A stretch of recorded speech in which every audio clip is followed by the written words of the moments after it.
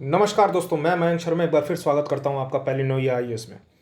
दोस्तों, इस वीडियो में हम आज बात करेंगे एमपीपीएससी मेंस 2020 का जो सिलेबस है उसके बारे में हम आज चर्चा करेंगे। देखिए दोस्तों, जैसे कि आपको पता होगा कि एमपीपीएससी 2019 की नोटिफिकेशन आने के कुछ समय बाद ही एक जो है रिवाइज सिलेबस आयोग द्वारा वेबसाइट पर अपलोड कर दिया गया था, जो कि एमपीपीएससी 2020 का जो सिलेबस है में जो बदलाव किए जा रहे हैं उसके बारे में बताया गया था। तो चलिए इस बदलाव को हम संक्षिप्त में चर्चा करते हैं कि ये क्या बदलाव थे। देखिए 2020 के जो सिलेबस में मूलतः जो है बदलाव किए गए थे वो टॉपिक्स के डिवीजन को लेकर के थे। वर्ड लिमिट में को बढ़ाया या घटाया गया था उसको लेकर के थे। मार्क्स के डिवीजन को लेकर के थे और इसी के साथ साथ कुछ अन्य नए टॉपिक्स जो जोड़े गए हैं उसको लेकर के थे। देखिए जो हम बात करेंगे वो मार्क्स और वर्ड लिमिट तक ही सीमित होगी। देखिए जो टॉपिक्स ऐड किए गए हैं या हटाए गए हैं उनके बारे में हम चर्चा इसलिए नहीं करेंगे क्योंकि ऑलरेडी जो हमारी तैयारी है वो सिलेबस ओरिएंटेड तैयारी रहेगी। ठीक है, और इसमें हम जब सिलेबस ओरिएंटेड तैयारी रहेगी तो हम वो सारे टॉपिक जो कि सिलेबस में दिए गए हैं उनके बारे में हम ऑलरेडी आगे जानेंगे। ठीक है, तैयारी हम उनकी सबकी कर ही लेंगे। तो इसलिए आप निश्चिंत रहिए कि कोई टॉपिक छूट ना जाए या मैं क्यों उन टॉपिक के बारे में अभी बात नहीं कर रहा हूँ।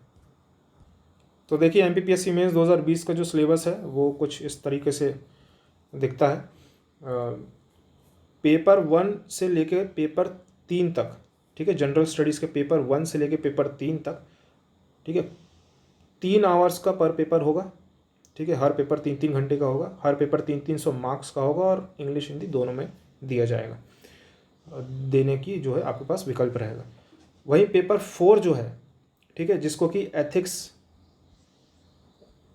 के नाम से जाना जाता था, उसको जो है अब फिलॉसफी, साइकोलॉजी और पब्लिक एडमिनिस्ट्रेशन के पेपर के नाम से जाना जाएगा। ठीक है, 3 घंटे का ये पेपर होगा, 200 मार्क्स का इसका वेटेज होगा और इंग्लिश और हिंदी दोनों में दिया जा सकेगा। ठीक है, वहीं जो पेपर 5 है वो सामान्य हिंदी एवं व्याकरण का है।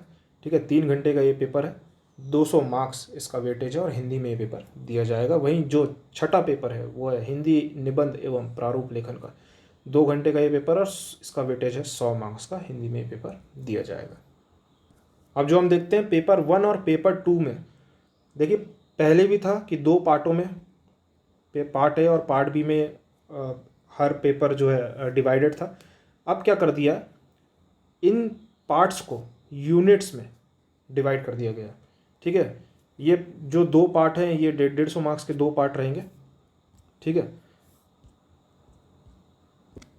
तो अब हर पार्ट को 5 यूनिट में डिवाइड कर दिया गया। ठीक है, ठीक है, और ये हर यूनिट जो है वो 30 मार्क्स की एक यूनिट रहेगी। मतलब 5 यूनिट 30 मार्क्स की एक यूनिट इंटू 5, तो ये 150 मार्क्स का जो है अपना पर पार्ट होता है। ठीक है, अब क्या, अब हर यूनिट में 3 तरीके के प्रश्न जो है पूछे जाएंगे। कौन कौन से 3 तरीके के प्रश्न? वेरी शॉर्ट आंसर टाइप जो क्वेश्चन रहते थे, जिनको बोलते हैं कि अति लघु जो है प्रश्न, 3 क्वेश्चन पूछे जाएंगे 3 मार्क्स के।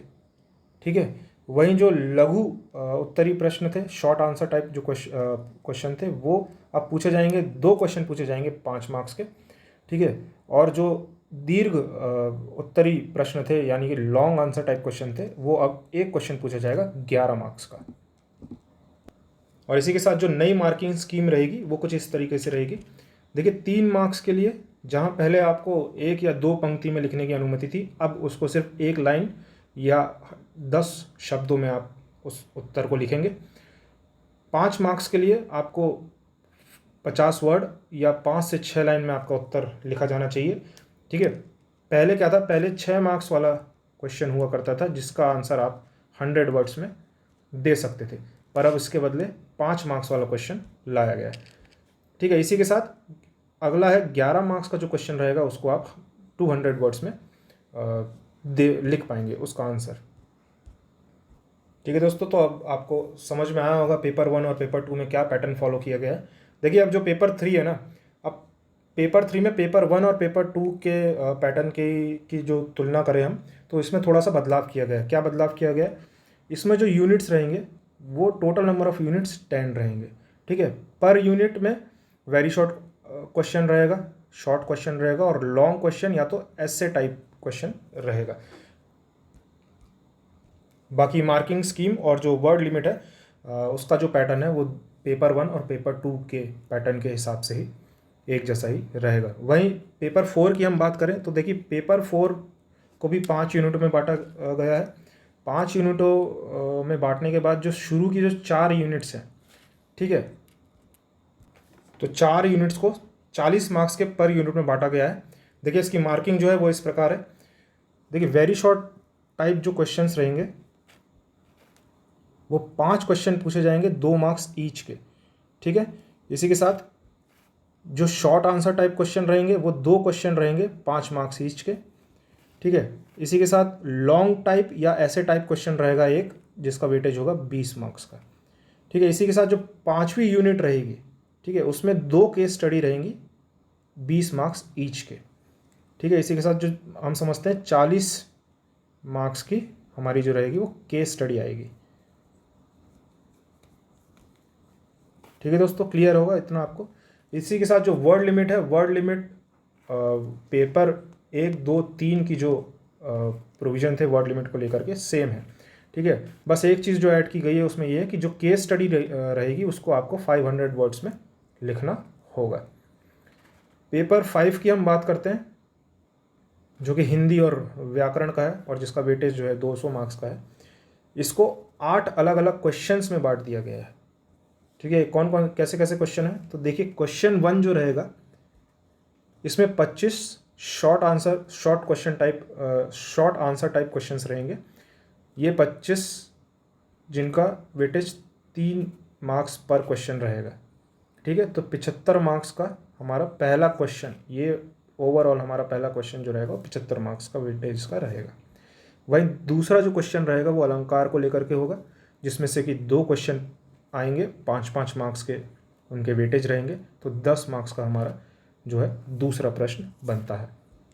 वहीं तीसरा जो प्रश्न हमसे पूछा जाएगा वो रहेगा, उसमें 2 सब क्वेश्चंस रहेंगे जिसका कुल वेटेज जो है 35 मार्क्स का है। देखिए दोस्तों ये सब क्वेश्चंस क्या है? ये ट्रांसलेशन वाले क्वेश्चंस हैं, ठीक है। इसमें आपको ट्रांसलेट करना है। किस तरीके का ट्रांसलेशन आएगा? आपको पहला जो क्वेश्चन पूछा जाएगा वो रहेगा हिंदी से इंग्लिश में आपको ट्रांसलेट करना है, जिसका वेटेज रहेगा 20 मार्क्स का। वहीं दूसरा जो रहेगा वो रहेगा आपको इंग्लिश से हिंदी में करना है, जिसका वेटेज रहेगा 15 मार्क्स का। क्लियर है दोस्तों? इसी के साथ जो चौथा क्वेश्चन रहेगा उसका प्रकार ये रहेगा कि इसमें व्याकरण बोले तो संधि, समास इत्यादि ये सब पूछे जाएंगे, जिसका कुल वेटेज रहेगा 20 मार्क्स का, ठीक है। इसी के साथ जो 5वां क्वेश्चन रहेगा उसमें पूछा जाएगा प्रारंभिक व्याकरण एवं शब्दावली के बारे में, जिसका वेटेज रहेगा 20 मार्क्स का, ठीक है। छठे क्वेश्चन में अपठित गद्यांश, जिसको कि हम अनसीन पैसेज बोलते हैं, इसका वेटेज रहेगा 20 मार्क्स का। 7वां क्वेश्चन पूछा जाएगा पल्लवन के बारे में, ठीक है, और उसका भी वेटेज रहेगा 10 मार्क्स का। इसमें एक ही क्वेश्चन जो है पूछा जाएगा जिसका वेटेज 10 मार्क्स का रहेगा, ठीक है। इसी के साथ जो 8वां और जो आखिरी क्वेश्चन जो हमसे पूछा जाएगा वो रहेगा, उसमें रहेगा गद्यांश के संक्षेपण के बारे में, ठीक है। इसमें भी एक ही क्वेश्चन पूछा जाएगा जिसका वेटेज रहेगा 10 मार्क्स का, ठीक है। इसी के साथ जो है इसका कुल 200 मार्क्स का इस पेपर का वेटेज होता है, ठीक है। और फिर छठे पेपर की बात करें तो छठा पेपर जो है हमारा हिंदी निबंध एवं प्रारूप लेखन के बारे में है। छठे पेपर में क्या किया गया है, कुल 3 प्रश्न पूछे जाएंगे। पहला जो प्रश्न रहेगा उसमें आपको एक ऐसे लिखना है जो कि 50 मार्क्स का रहेगा, और उसकी जो शब्द सीमा रहेगी वो 1000 वर्ड्स की रहेगी, ठीक है। इसी के साथ जो दूसरा प्रश्न रहेगा उसमें आपको एक ऐसे लिखना है, 25 मार्क्स इसका वेटेज रहेगा, जिसकी शब्द सीमा जो है 500 वर्ड रहेगी, ठीक है। और तीसरा जो हमारा प्रश्न रहेगा उसमें आपको किन्हीं 2 प्रारूप लेखन लिखने के लिए बोला जाएगा, ठीक है। इन 2 प्रारूप लेखन का जो वेटेज रहेगा वो 250 मार्क्स पर प्रारूप लेखन रहेगा, ठीक है। यानी कि 250 वर्ड का ये रहेगा, 250 वर्ड का पर प्रारूप लेखन रहेगा, जिसका वेटेज होगा 25 मार्क्स का, ठीक है, 25 मार्क्स पर प्रारूप का, मतलब 50 मार्क्स का आपको 2 प्रारूप लिखने आएगा। तो दोस्तों आपको सिलेबस की जो स्कीम है वो आपको समझ में आई होगी। अब हम बात करेंगे कि हम नोट्स किस तरीके से बनाएं, या नोट्स बनाने का जो तरीका है वो क्या होना चाहिए। देखिए, नोट्स बनाने के लिए जो 2 सबसे महत्वपूर्ण चीज़ें होती है वो होता है सिलेबस, और जो दूसरा होता है वो होता है प्रीवियस ईयर क्वेश्चंस। देखिए, सिलेबस के बारे में अभी हमने चर्चा कर ही ली कि किस तरीके का बदलाव सिलेबस में जो है किया गया है। अब हम बात करते हैं प्रीवियस ईयर क्वेश्चंस के महत्व के बारे में। देखिए, जब हम नोट्स की बात करते हैं तो हमको कैसे पता चलेगा कि जो टॉपिक हम पढ़ रहे हैं उसका महत्व क्या है। ठीक है, उसको हमको संक्षिप्त में पढ़ना है, उसको हमको जो है डिटेल में पढ़ना है, या किस तरीके से हम उस टॉपिक को पढ़ें। तो देखिए, ये आप जान पाएंगे सिर्फ और सिर्फ जब आप प्रीवियस ईयर क्वेश्चंस का एनालिसिस करेंगे। और प्रीवियस ईयर क्वेश्चन से मेरा मतलब है, अगर आपको एनालिसिस करना है तो 2014 से लेकर के 2018 तक का जितने भी जो है पेपर हुए हैं 2014 से 2018 तक के, उसके सारे क्वेश्चंस आप देखिए और उसके बाद एक एनालिसिस कीजिए कि किस तरीके की क्वेश्चन पूछे गए हैं और उनका जो वेटेज है और उनका जो टाइप है वो क्या रहा है। इसी हिसाब से फिर हम अपने नोट्स बनाएंगे। तो जब हम प्रीवियस ईयर क्वेश्चन की बात करते हैं तो इसमें हम 2 चीज़ें देखते हैं जो हमारे नोट्स बनाने के लिए अति महत्वपूर्ण है। पहला कि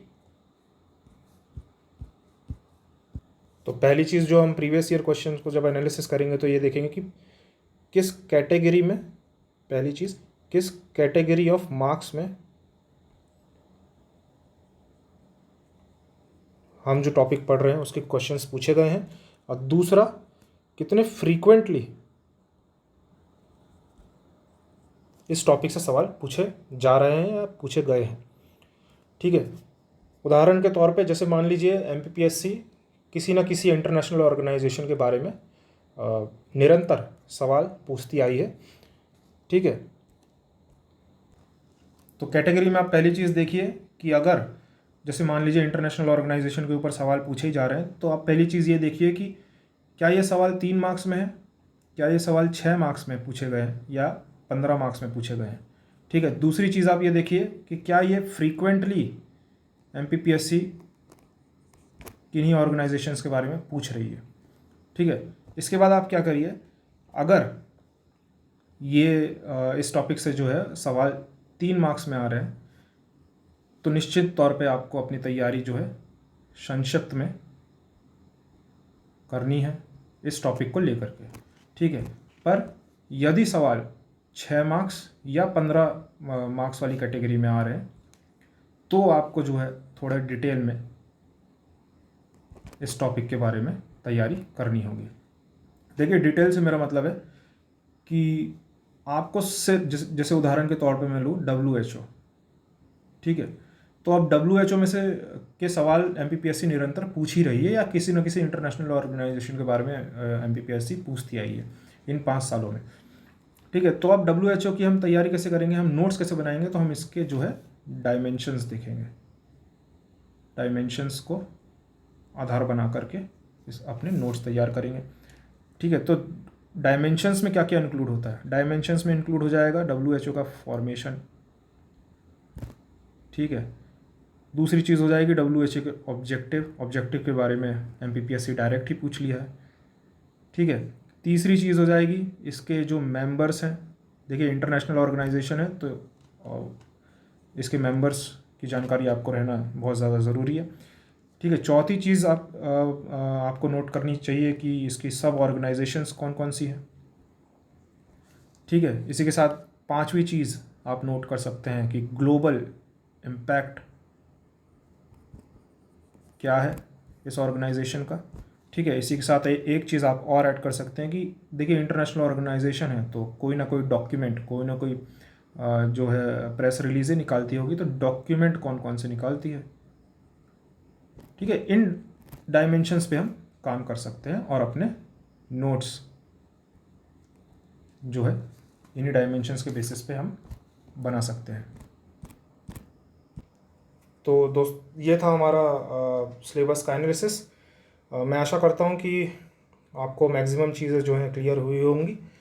आपका जो भी डाउट हो आप नीचे कमेंट करके हमसे पूछ सकते हैं, या हमारा जो टेलीग्राम ग्रुप है उसको आप ज्वाइन कर सकते हैं और वहाँ हम जो है इंटरेक्शन कर सकते हैं।